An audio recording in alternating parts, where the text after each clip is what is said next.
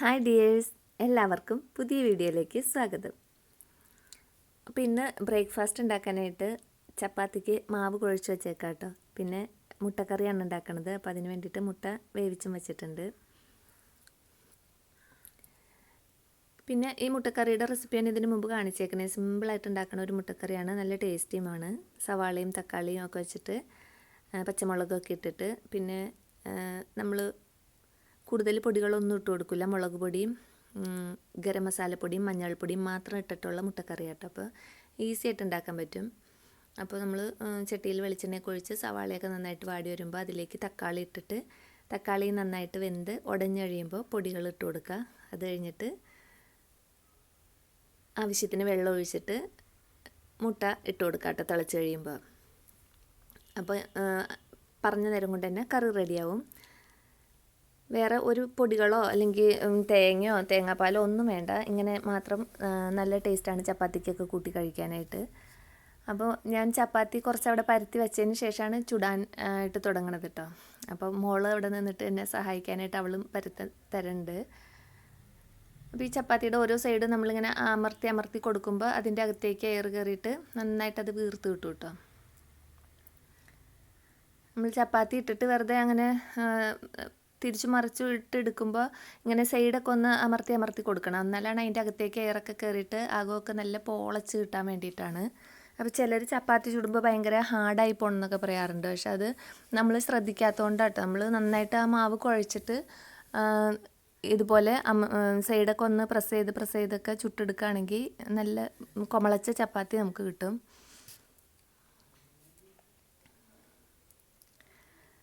പിന്നെ ഇത് സാധാരണ ആട്ടപ്പൊടി വെച്ചിട്ട് ഞാൻ ഉണ്ടാക്കുന്നതാണ്. അപ്പോൾ നമ്മൾ റേഷൻ കടയിൽ നിന്നൊക്കെ പൊടി വാങ്ങിയിട്ട് ചപ്പാത്തി ശരിയാവാത്തത് എന്താണെന്ന് വെച്ചാൽ ആ പൊടി നന്നായിട്ട് അരിച്ചെടുക്കണം കേട്ടോ. അതിനകത്ത് ഉമി കൂടുതലായിരിക്കും. അപ്പോൾ അങ്ങനെ തന്നെ ഇടുമ്പോഴാണ് അത് പൊളച്ച് വരാനായിട്ട് പാട്. അപ്പോൾ നമ്മളത് നന്നായിട്ടൊന്ന് അരിച്ചെടുക്കണം. 1-2 പ്രാവശ്യം അരിച്ചെടുത്താൽ അത്രയും നല്ലതാണ്. അപ്പോൾ അതിൽ നിന്ന് കുറേ ഉമിയൊക്കെ പോയി കിട്ടും. എന്നിട്ട് നമ്മൾ സാധാരണ പച്ചവെള്ളത്തിൽ ഉപ്പൊക്കെ ഇട്ടിട്ട് മാവ് കുഴച്ച് ഒരു അരമണിക്കൂർ വെച്ചേക്കുക. അത് കഴിഞ്ഞ് ബോൾസ് ഉണ്ടാക്കിയിട്ട് പരത്തി ചുട്ടാൽ മതി. ഞാൻ എണ്ണയൊന്നും തേക്കാറില്ല. എണ്ണയോ നെയ്യോ ഒന്നും ഇല്ലാതെയാണ് ഞാൻ ചപ്പാത്തി കുഴക്കണതും ചുട്ടെടുക്കണത് കേട്ടോ. അല്ലാതെ തന്നെ നമ്മുടെ ഉള്ളിൽ ഒരുപാട് ഓയിൽ പോകണ്ട. അപ്പോൾ അത്രയും കുറച്ചായാൽ മതിയല്ലോ എന്ന് വിചാരിച്ചിട്ടാണ്. പിന്നെ ചില സമയത്ത് നെയ്യ് തൂക്കണമെന്ന് മക്കൾ പറയുകയാണെങ്കിൽ മാത്രം ഞാൻ അങ്ങനെ ചെയ്യാറുള്ളൂ. അല്ലെങ്കിൽ സാധാരണയായിട്ട് ഞാൻ എപ്പോഴും ഇങ്ങനെ തന്നെയാണ് ചപ്പാത്തി ചുട്ടെടുക്കാറ്.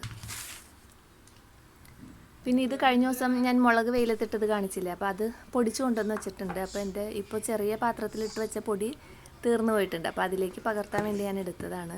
അപ്പോൾ ഇത് 1 കിലോ മുളകാട്ടോ. അപ്പോൾ അതിന് നോമ്പും പെരുന്നാളൊക്കെയാണല്ലോ വന്നത്. അപ്പോൾ നമുക്ക് കുറച്ച് നാളത്തേക്ക് യൂസ് ചെയ്യാനുള്ള പൊടിയുണ്ട്.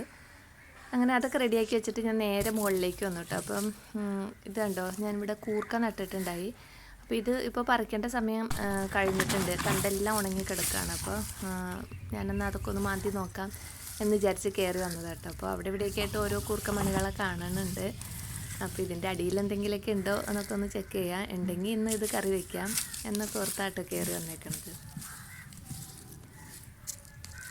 അപ്പോൾ ഈ കൂർക്ക നമ്മൾ പെട്ടെന്ന് തന്നെ ഇതിൻ്റെ തോല് പോയി കിട്ടുന്നുണ്ട് കേട്ടോ. അതായത് നമ്മളിവിടെ നട്ടെടുത്തേക്കണല്ലേ, നമ്മൾ കടകളിൽ നിന്നൊക്കെ വാങ്ങണതിനകത്ത് കുറേ ഇങ്ങനെ മണ്ണൊക്കെ കുഴച്ച് തേച്ച് പിടിപ്പിച്ചൊക്കെ ആയിരിക്കും വന്നത്. അതിൻ്റെ നമുക്ക് തോല് കളഞ്ഞെടുക്കാനും ഭയങ്കര ബുദ്ധിമുട്ടാണ്. ഇതൊക്കെ ഈസി ആയിട്ട് പെട്ടെന്ന് തന്നെ പോരുന്നുണ്ട് കേട്ടോ.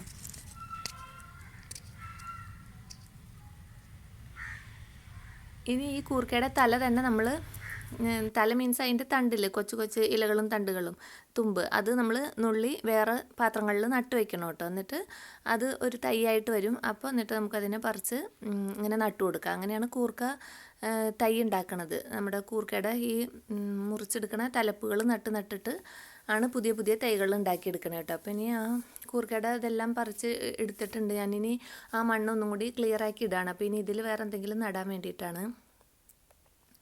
അപ്പോൾ നമുക്ക് ഒരു കറിക്കുള്ള കൂർക്കയാട്ടോ കിട്ടിയിട്ടുള്ളൂ. എന്നാലും അത് മതിയില്ല, നമ്മൾ സ്വന്തം നട്ട് ഉണ്ടാക്കിയ സാധനമല്ലേ.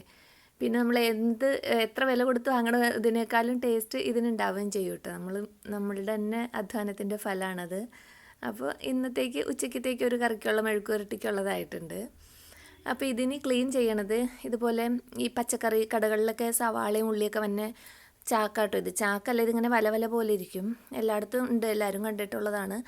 ഇതിൻ്റെ തന്നെ പല കളറിലൊക്കെ ഉണ്ട്. അപ്പോൾ അതിനകത്ത് അതൊന്ന് മടക്കി ഇട്ടിട്ട് അതിലേക്ക് കൂർക്ക ഇട്ടിട്ട് ഇതുപോലെ അലക്കുകല്ലിലോ അല്ലെങ്കിൽ വെറും തറയിലോ ഒക്കെ ഇട്ടിട്ട് 2-3 പ്രാവശ്യം ഇതുപോലെ തല്ലി എടുത്താൽ മതി. അപ്പോൾ അതിൻ്റെ തോലെല്ലാം പോയിട്ടുണ്ടാവും. ഇപ്പോൾ ഞാൻ നട്ടതായതുകൊണ്ട് ഇത് ഈസി ആയിട്ട് പോരുന്നുണ്ട്. ഇപ്പോൾ കടകളിൽ നിന്നൊക്കെ വാങ്ങണതാണെങ്കിൽ ഇതുപോലെ തല്ലിയിട്ട് ആ തോലും നീക്കിയിട്ട് ഇത് വേറൊരു പാത്രത്തിലേക്ക് ഇടുക. അപ്പോൾ ഇതിൻ്റെ ചാക്കിൽ നിറച്ച് തോല് പിടിച്ചിരിക്കുന്നുണ്ടാവും. എന്നിട്ട് അത് കൊണ്ടുപോയി കളഞ്ഞിട്ട് വീണ്ടും അതിലേക്ക് ഇട്ടിട്ട് 2-3 പ്രാവശ്യം ഇതുപോലെ തല്ലി എടുത്താൽ മതി കേട്ടോ. അപ്പോൾ ക്ലീനായിട്ട് കിട്ടും. എന്നിട്ട് വേണം ഇത് വെള്ളത്തിലിട്ട് കഴുകാൻ. ഇപ്പോൾ ഞാനത് വെള്ളത്തിലിട്ട് കഴുകിയപ്പോൾ തന്നെ കണ്ടില്ല, നല്ല വെളുത്ത കളറായിട്ട് കിട്ടിയിട്ടുണ്ട്. പിന്നെ അത് നുറുക്കി ഞാൻ കുക്കറിൽ വേവിക്കാനായിട്ട് വെച്ചിട്ടുണ്ടായി. അപ്പോൾ ഇതിങ്ങനെ കടകളിൽ നിന്ന് വാങ്ങണതിന് കുറച്ചും കൂടി കട്ടി കൂടുതലായിരിക്കും. അപ്പോൾ അത് 2-3 പ്രാവശ്യം ഇതുപോലെ തല്ലിയിട്ട് കുറച്ച് സമയം വെള്ളത്തിലിട്ട് വെച്ചേക്കണം. എന്നാലാണ് അതിൻ്റെ തോല് നമുക്ക് കത്തിക്ക് ഇളക്കി എടുക്കാനായിട്ട് പറ്റുള്ളൂ.